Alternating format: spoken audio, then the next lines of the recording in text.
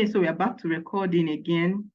So I was saying that these are the questions we normally get young people ask in counseling rooms or generally when we go for talks and all of that.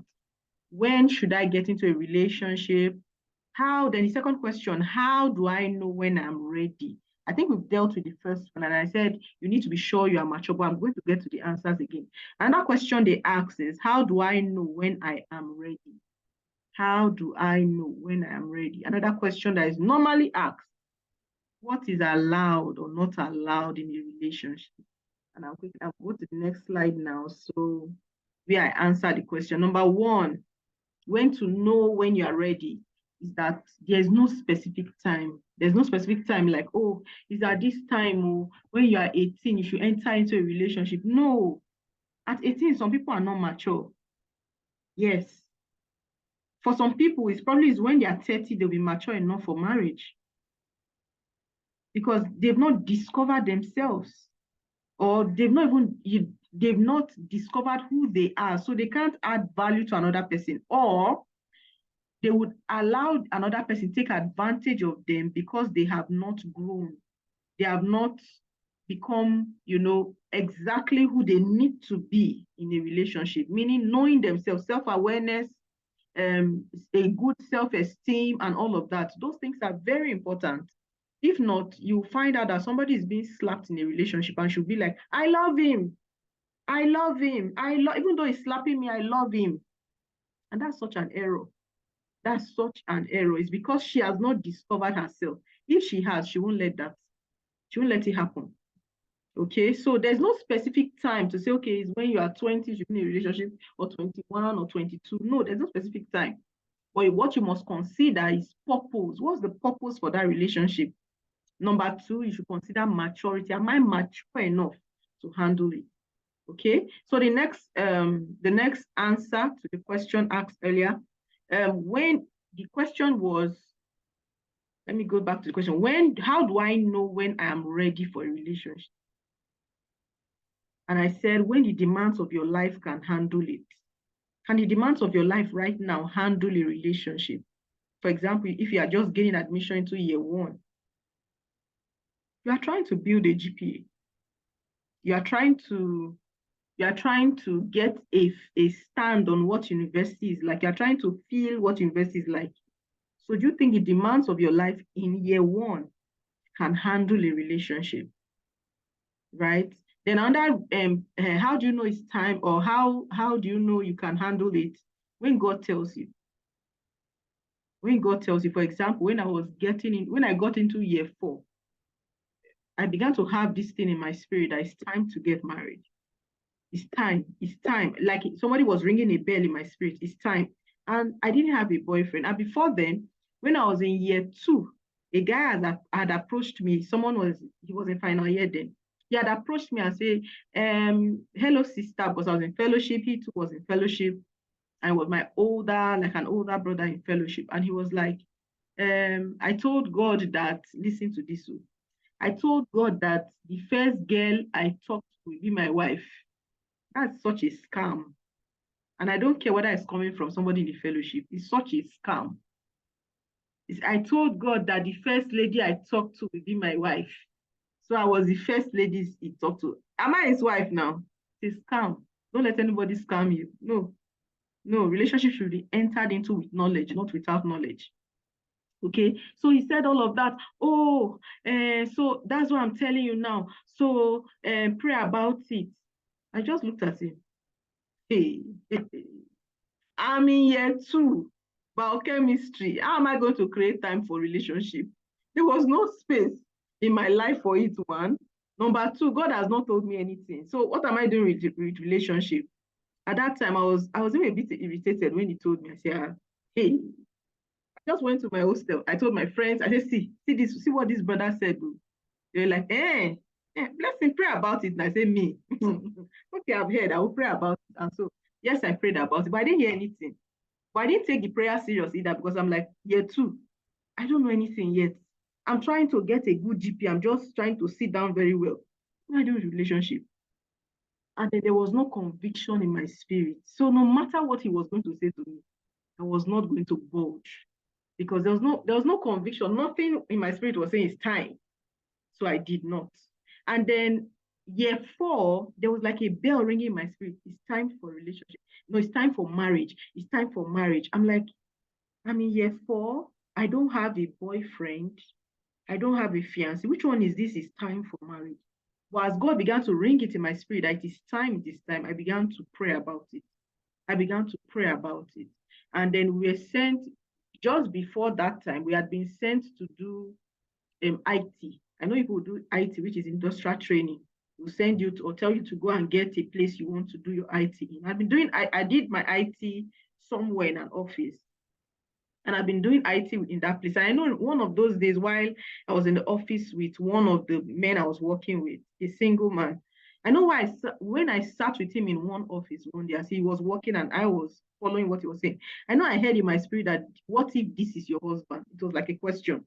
What if this is your husband? I was like, which kind of question be this? Me, I'm not looking for husband. I was that girl on campus that boys don't move me, as in we can greet, play, do work together, solve questions together. But you won't find me holding a boy in the night. In the night, you can find me in my hostel reading, or maybe I strolled out with my friend, or we went to fellowship, we're coming back. That's where you find me. You can't see me outside gisting with a boy in the night. No, that was not my part. And so it was a bit it was a bit strange when I began to have that it's time to marry. It's time to marry. That bell ringing in my spirit. So I just began to pray about it. So when it's time, there'll be, you will know. You would know, God will let you know. You will know that, hey, it's time for marriage. And so I began to pray about it. And as God began to lead me, that brother or that man that I was working with, that a few months ago, God had asked me while I was in his presence, saying, what if this is your husband? Now, a few months after, when I started praying, this guy just came to campus and said, hey, I'm on campus. Can you come? And come and help me do something and work on my computer for me. There are some files I have. Come and help me impute data. I said, oh, I can. Why not? So we started talking. Oh, come and impute data. I'll go. I'll impute data. Then he would ask me, do you have you're already in, you're already in final year. Do you have any issues at all? Do you have a computer? I'll say, no, I don't have a computer. He say, oh, really? Come and take my computer. He started on friendship. Friendship, not touching. Friendship. Friendship. So when it comes to relationship, yes, the demands of your life should be able to handle it. Yes, hear from God. I know it may sound, some of you will be like, she has come again. No, I'm telling you what works. I'm telling you what works. Instead of entering into 10 relationships before you marry eventually, I'm telling you what works. Okay, and also another, let me go back to that slide. How you know you are ready is also when there is a need. When as a man, it comes to a point where you have this acute loneliness or you have this loneliness, you can begin to pray and say, Father, I really feel lonely. Can you send me someone? Because I remember asking my husband that as a guy, I've asked him these questions many times actually. As a guy, how do you know it's time? How do you know I need a woman in my life? How do you know? And he said to me, he said, at some point, he became very uncomfortable living alone. Became very uncomfortable. And he's a Christian young man. He was a Christian young man. Then now he's a Christian older man. No, young man. Okay. So he said at some point, he began to feel uncomfortable living alone. He began to feel loneliness, like, I wish I had a wife. I wish I had a woman in this house. I wish somebody was with me. That consciousness began to come. That consciousness. So as a man, it gets to a point where you would know there will just be a need. Hey, I wish I had a wife. I wish I had a woman to support me at this point. And all those are signs that you need a wife. And at that point, you get into prayer. That's how you know it's time. Okay, so let's go to the other question. What is allowed and what is not allowed in a relationship? I will tell you that you need to set boundaries. You need to determine boundaries before you enter a relationship. If you're in a relationship now and you did not set a boundary before, start setting a boundary now. If you've never set a boundary before, start setting a boundary now. Don't just say, oh, it doesn't matter. No, it matters. Set a boundary now. Determine what you can take and what you cannot take. Very, very important. Okay, let's go to the next. Are you with me? Are you with me? Are you with me? Are you with me? Let me see it in the chat section. Don't be quiet today, oh. Let's hear you. Let's see it in the chat section. Are you with me? Are you with me? Okay, yes or no? Are you listening? Are you hearing? Is my audio clear? I just need to know before we move on. You can drop a yes or no in the chat. Okay, I can see one. Okay, yes, great. Thank you. Okay, so let's go further. Let's go further. Now, healthy boundaries to set in a relationship. Oh, I didn't know this is like this. Sorry about that. Healthy boundaries to set in a relationship. Number one, space. Space. Because you are in love does not mean you will crowd that person's space and you will always be in their corner. I used to have a friend when we were doing, was it masters or PGD? There was this guy that was coming that said that they're she's in a relationship with. This guy just used to come around her space, as in, he was also in school, going in another university. I think he was in Covenant University. We were in Unilag then, doing our masters. This guy, any opportunity he's on campus for any reason, he comes to campus for anything. He's just in this girl's space, as in, we finish a lecture. This is a master student. We finish a lecture. He will come and sit with her. From that lecture till we have the next lecture, maybe 2 or 3 hours, he will sit with her. We finish, he will wait, sit with her. Once he's around, there's no, we cannot come around them. There's no breathing space. No. If you are going to get into a relationship, please do not crowd people's spaces. Allow them to have their space. Number two, physical touch. Physical touch. I know you're in love, but please decide wisely what you can do and what you cannot do. And why do I say that?